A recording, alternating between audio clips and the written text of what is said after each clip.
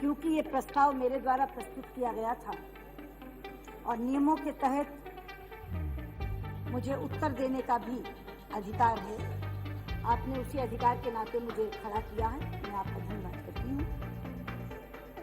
अध्यक्ष जी, ये प्रस्ताव हम सबने माना था एक विशेष परिस्थिति में कि इसके बाद एक सेंस ऑफ द हाउस निकलेगी और पूरा सदन एकमत होकर के कोई बात कहेगा।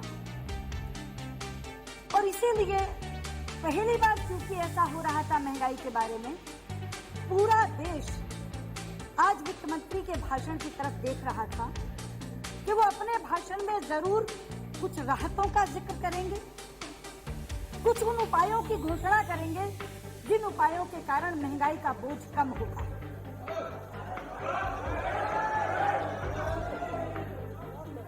लेकिन मैं बहुत अदब के साथ कहना चाहती हूँ अध्यक्ष जी, वित्त मंत्री के भाषण से केवल सदन ही निराश नहीं हुआ, वो तमाम लोग जो टेलीविजन पर देख रहे थे उन सबको निराशा हाथ लगी। और निराशा हाथ इसलिए लगी, निराशा हाथ इसलिए लगी कि महंगाई कम करने के तो एक भी सुधार या उपाय पर वित्त मंत्री ने कोई बात नहीं की, बल्कि ये कहा कि इन्फ्लेशनरी प्रेशर क्यों है और उस महंगाई को उचित ठहराते हुए उसका औचित्य उन्होंने पूरे सदन के सामने रखा। एक थीसिस था वित्त मंत्री का और वो थीसिस ये था कि अगर विकास दर बढ़ती है तो महंगाई बढ़ती ही है। जब मेरे साथी अनंत कुमार जी ने ये प्रश्न किया कि हमारे समय में 6 साल महंगाई कम कैसे रही, तो भी उन्होंने प्रत्युत्तर में यही कहा क्योंकि तुम्हारे समय में ग्रोथ कम थी इसलिए इन्फ्लेशन कम थी।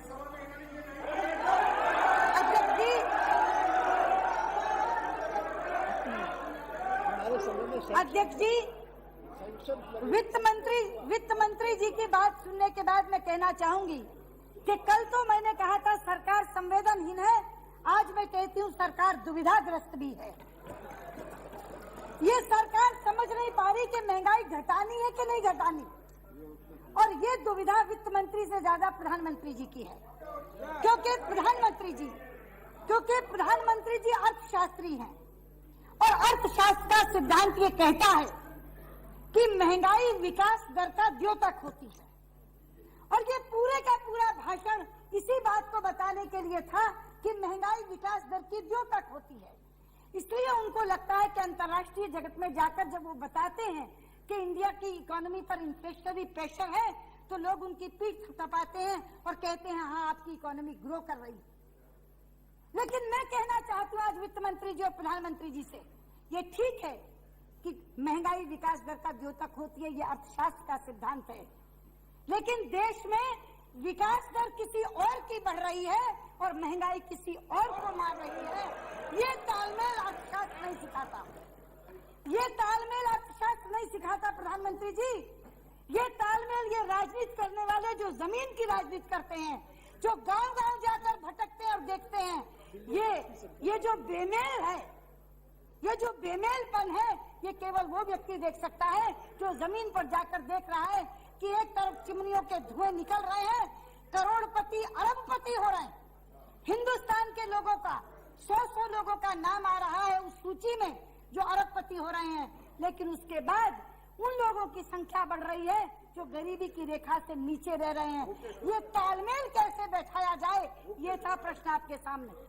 जो ग्रोथ है उसको हम भी स्वीकार कर रहे हैं, लेकिन इस ग्रोथ के साथ महंगाई होगी ही, तो इसका मतलब बैठ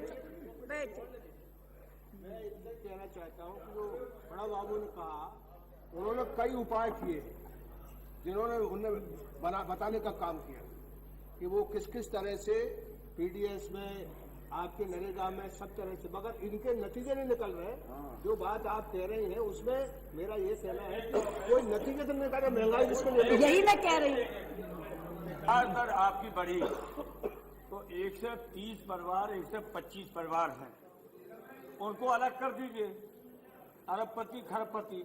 उसके बाद पता लगाइए कि विकास दर बढ़ी है और ये हालत क्या है किसान गरीब मजदूर की, उनकी अध्यक्ष जी, कृपया ये जो बेमेलपन है, मुलायम सिंह जी, सुषमा जी को बोलने दीजिए।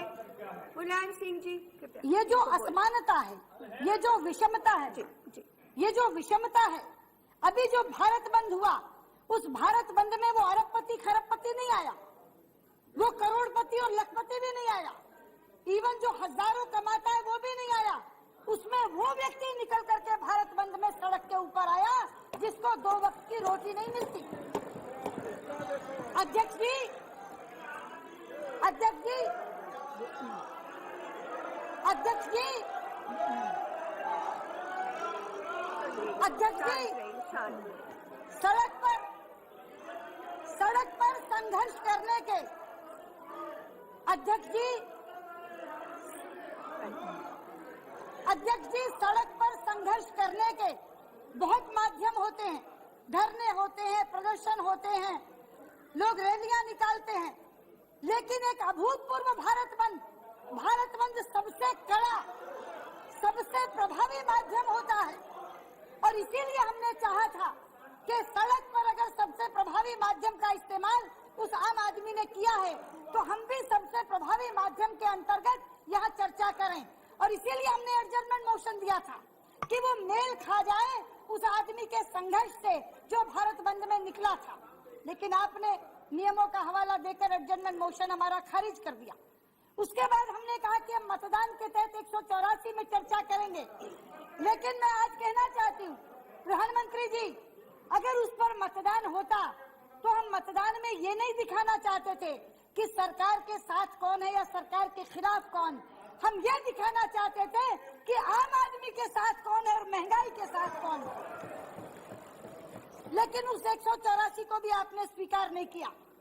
फिर हम लोगों ने इस प्रस्ताव को स्वीकार किया। मैं कहना चाहती हूँ, जिस तरह भारत बंद में वो आदमी निकला था जो भूख से मर रहा है, इसी तरह भारतीय जनता पार्टी ने अध्यक्ष जी, भारतीय जनता पार्टी ने एक हस्ताक्षर अभियान चलाया था, पूरे देश में हस्ताक्षर अभियान चलाया था। उस पे करोड़पति ने साइन नहीं किए, उस पे लखपति ने साइन नहीं किए, उसमें हजारों कमाने वाले ने भी साइन नहीं किए। 10 करोड़ उन गरीब लोगों ने साइन किए, 10 करोड़ जो भूखों मर रहे हैं। और वो हस्ताक्षर हम महामहिम राष्ट्रपति को सौंप कर आए थे। इसलिए हम चाहते थे कि यहाँ एक प्रभावी विधा के तहत चर्चा हो, लेकिन जब ये तय हुआ कि इस प्रस्ताव के तहत चर्चा होगी, तो हमने कहा वित्त मंत्री जी से, जो मोशन हमने तय किया उसमें सरकार का आह्वान करने की बात की। उन्होंने कहा था कि मैं क्या स्टेप्स लूं। हमने कल कहा था आप रेवेन्यू न्यूट्रल रिजीम लाइए, वो एक स्टेप है। मैं एक और स्टेप आपको बताना चाहती हूँ। आपके यहाँ भंडारण की बहुत बड़ी समस्या है। कल मैंने भी कहा, बाकी लोगों ने भी कहा कि एफसीआई के गोडाउन में माल बाहर पड़ा हुआ सड़ रहा है और आप खाने वालों को दे नहीं रहे, भूखे लोगों को दे नहीं रहे। एक आपको सुझाव देना चाहती हूँ, शायद प्रधानमंत्री जी को पता हो, क्योंकि वो पंजाब से आते हैं। एक बार पंजाब में वो किया गया था सुझाव इस्तेमाल। जिस समय नई आवक आती है मंडी में गेहूं की, चावल की, उस समय पर अगर आप अपने कर्मचारियों को, छोटे से छोटे कर्मचारी को व्हीट एडवांस या राइस एडवांस देना शुरू करें और बाद में राज्यों को भी कहें कि वो भी उनको व्हीट एडवांस या राइस एडवांस देना शुरू करें, तो प्रधानमंत्री जी लाखों लाख लोग सीधा मंडी से उस माल को उठाएंगे। 3 फायदे होंगे आपको। पहला, लाखों लाख घरों में खाद्य सुरक्षा निश्चित हो जाएगी। अप्रैल आते ही गेहूं लोगों के घर में पूरे वर्ष का राशन पहुंच जाएगा।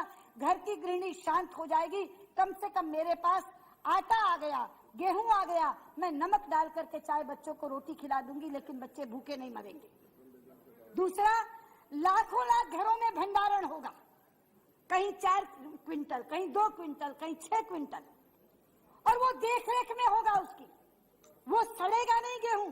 जब हम छोटे थे, हमारे घरों में हमारे पिता आवक के आते ही गेहूं ले आते थे, तो हम लोग नीम की पत्तियां ले लेकर के उनको रखते थे अपने अपने घरों में। एक एक घर में 4-4 क्विंटल, 6-6 क्विंटल, 8-8 क्विंटल का भंडारण हो जाएगा। आपको एक नया पैसा खर्चना नहीं पड़ेगा, एक नया पैसा खर्चना नहीं पड़ेगा। लाखों लाख घरों में भंडारण होगा, लाखों लाख घरों में खाद्य सुरक्षा होगी, और जो पैसा आप एडवांस के रूप में देंगे, वो जो आप गोदाम खरीदते हैं एफसीआई के, उनमें तो आपका पैसा जाता है, ये लोन होगा जो उनके वेतन से कटकर आपको वापस आ जाएगा।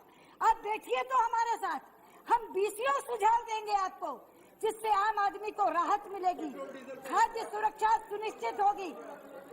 पेट्रोल डीजल पर मैंने आपको बताया, हमने जब एपीएम तोड़ा था तो उसके साथ हमने ये तय किया था, हर 7 दिन बाद हम ऑयल कंपनीज के साथ बैठा करते थे। जो रेवेन्यू आता था आधा ऑयल कंपनी को देते थे, आधा उपभोक्ता को देते थे, रेवेन्यू न्यूट्रल रिजीम रखते थे। आप देखिए, अगर आप इस नियत से बैठेंगे कि देश की महंगाई कम करनी है, लोगों को राहत देनी है, तो हम लोग सुझाव देंगे, बैठिए। लेकिन सवाल सबसे बड़ा ये है कि आप दुविधा में हैं, आपको ये पता ही नहीं महंगाई कम करनी है कि नहीं करनी। आप इधर बढ़ाते हैं और उधर कहना शुरू कर देते हैं वापस नहीं लेंगे, वापस नहीं लेंगे, कम नहीं करेंगे, कम नहीं करेंगे। मैं आज आपसे कहती हूँ, ये सदन की सेंस उभर करके आई है। अध्यक्ष जी, आप उस सेंस में कम से कम सरकार से ये जरूर कहिए। ये तो आप कहेंगे कि महंगाई कम करिए, उपाय करिए, लेकिन जो इन्होंने कीमतें बढ़ाई हैं उसमें से कम थोड़ा रोल बैक करके आम आदमी को राहत दें। ये सेंस उभर कर आई है। अगर ये सेंस आप देती हैं तो मुझे लगता है ये चर्चा थोड़ी सार्थक हो सकेगी। बहुत बहुत धन्यवाद। नमस्कार। Honorable member